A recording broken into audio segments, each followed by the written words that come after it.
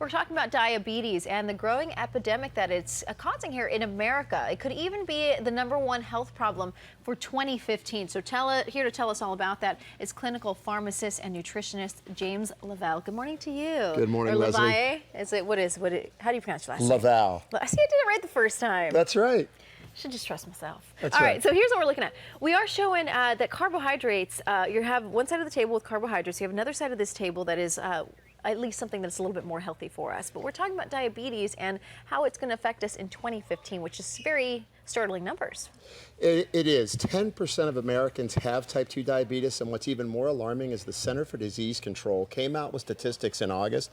They expected 40% of Americans will be type 2 diabetics, and even more alarming, in some of the minority populations like the Hispanic population, 50% of Hispanic men and women are expected to have type 2 diabetes. Okay, so we're talking about type 2 diabetes, the one that you get because of your diet or your lack of exercise.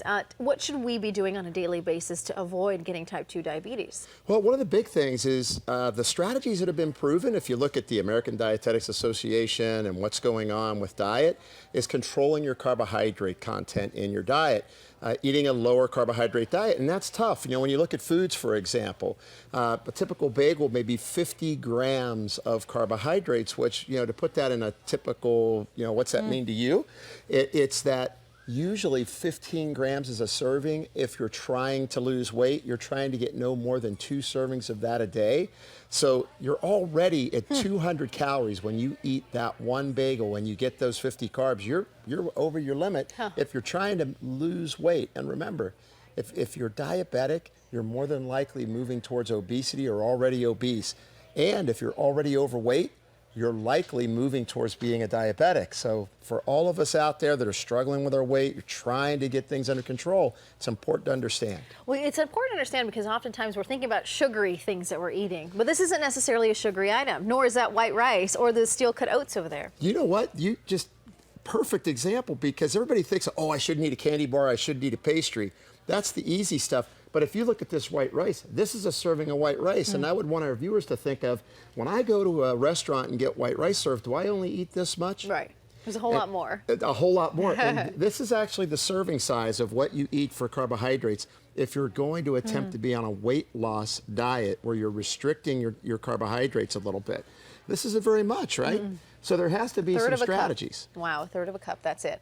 But there are some options for us as we move over into a little bit healthier options. There sure are. I mean, one of the things that I encourage people, and in my clinical practice over the last 35 years, we've really counseled thousands and thousands of people, and one of the biggest struggles they have is managing that carbohydrate content. They're hungry, lots of stress.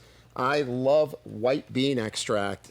This particular extract called Phase 2, it's available in a variety of brands. It's no one company, but the Phase 2 white bean extract actually has been proven to reduce the carbohydrate absorption as much as about 50%.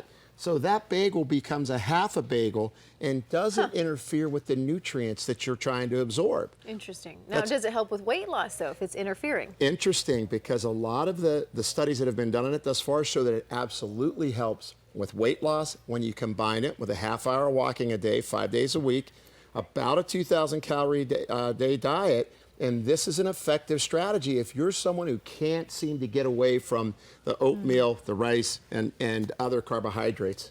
All right, well, thank you so much for being with us this morning. Really good information, especially as you're trying to tie in those New Year's resolutions, make it a little bit easy for you. So 2015, it's a new start. We're going to talk a little bit more about what's happening at the San Diego